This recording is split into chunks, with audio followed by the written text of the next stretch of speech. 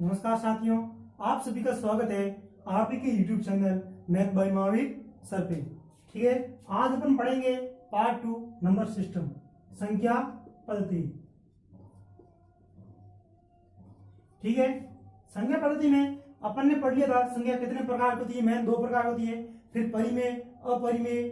ठीक है, फिर पूर्णांक पढ़ लिया था, पूर्ण पढ़ लिया था, प्राकृत पढ़ लिया था।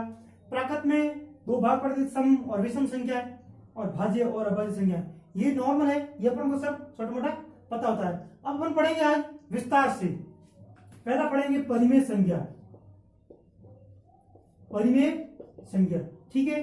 परिमेय संख्या क्या होती है? ऐसी संख्या है जो P अपॉन Q के रूप में हो, P अपॉन Q के रूप में होती है, यानी अंश बटा हर।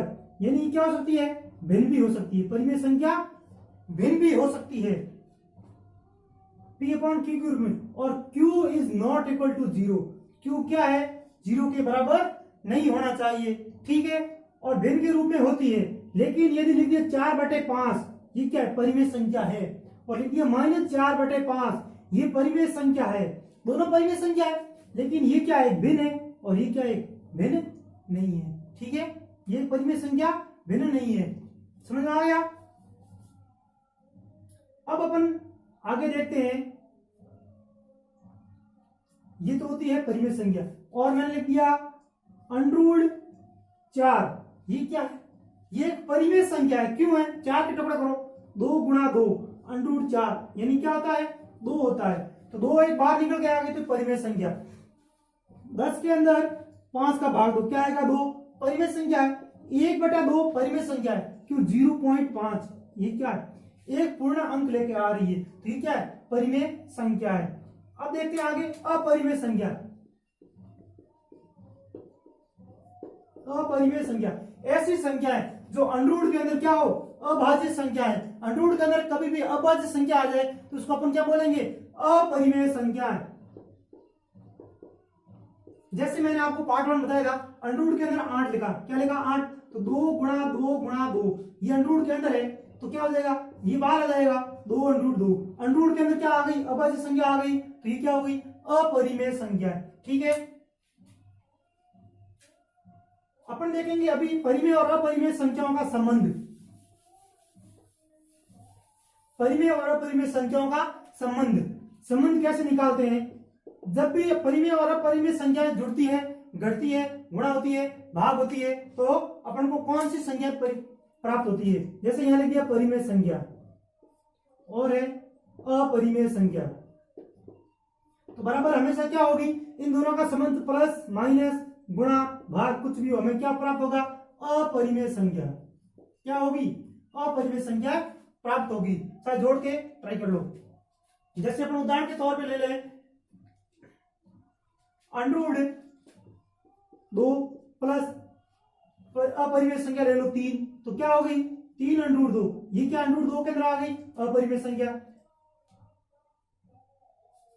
√3 और यहाँ 2 ले लो, क्या हो गया? 2√3। ये क्या है? परिमेय संख्या। घटा दो तो भी आएगी परिमेय संख्या, गुणा करोगे तो भी क्या आएगी? परिमेय संख्या। ठीक है,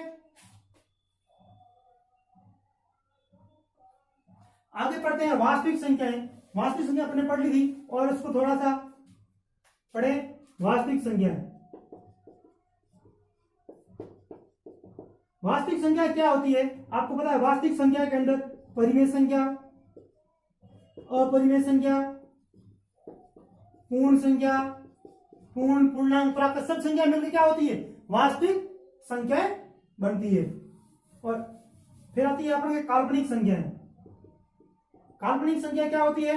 अंडरूट के अंदर माइनस आ गया और कुछ भी संख्या लिखी हो तो क्या होगी? काल्पनिक संख्या। ठीक है, यहाँ थोड़ा फैन नहीं है इसलिए गर्मी हो रही है।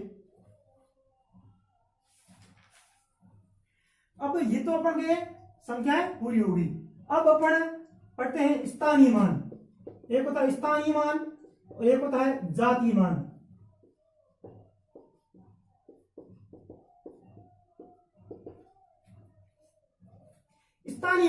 स्थानीय मान क्या होता है? जैसे कोई भी संख्या लिख दी 5 4 3 2 1 3 0 1, यहाँ पे आपको पूछ लिया 3 का स्थानीय मान, यानी 3 का कौन सा स्थान है, 1 2 3 4, 4 मतलब इकाई दहाई सैकड़ा हजार, तो क्या 3000, 3 के पीछे 3 जीरो।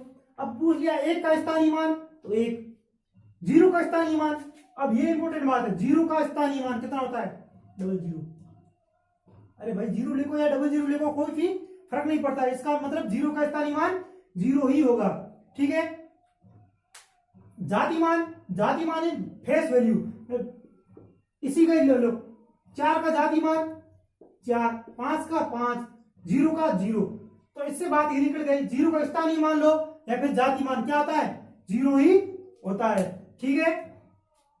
अब देखो मैंने आपको क्वेश्चन पूछ लिया 3 और 4 के जातीय मान या स्थानीय मान का अंतर, 3 और 4 के या फिर 4 और 3 के, तो यह क्या हो जाएगा, 4 पीछे कितने, इकाई दहाई सैकड़ा हजार 10,000 यानी 40,000 माइनस 3 का हो जाएगा 3,000, तो इसको घटाना है तो आए वो इसका क्या हो जाएगा, अंतर हो जाएगा। जोड़ पूछे तो जोड़ कर लेना, ठीक है।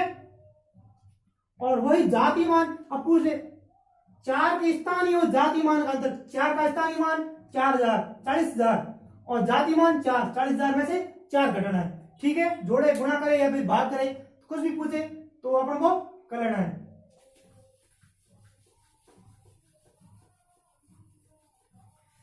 अब अपन आगे पढ़ेंगे, किसी भी कोई भी संख्या दे रखी है तो अपन को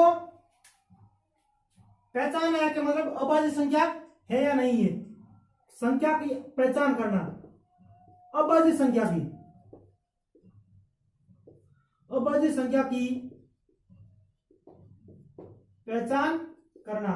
अब कोई भी संख्या आ गई आपके पास में, अभाज्य संख्या की पहचान करोगे तो उसका सूत्र है क्या है, n स्क्वायर x, ठीक है, n स्क्वायर x, यानी कि अभाज्य संख्या, कौन सी संख्या ले रखी है, अभाज्य संख्या। जैसे मैं एग्जांपल के तौर पे ले लूं 91, क्या ले लूं 91 ले लिया, 91 यानी x।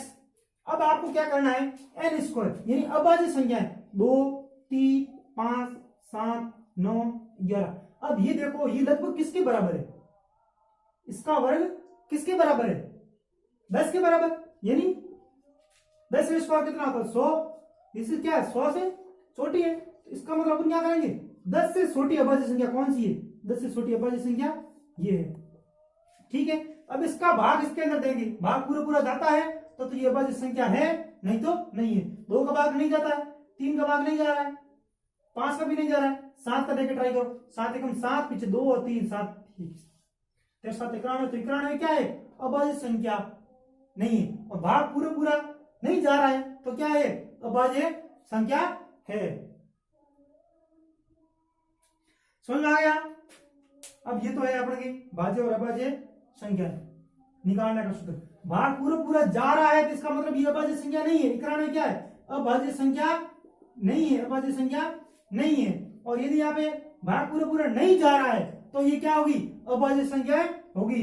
n स्क्वायर, जैसे 91 में क्या करना है, 91 के नजदीक किसका स्क्वायर है, 91 किसके वर्ग के बराबर है, 10 के, तो 10 से छोटी अभाज्य संख्या कौन सी, 2 3 5 और 7।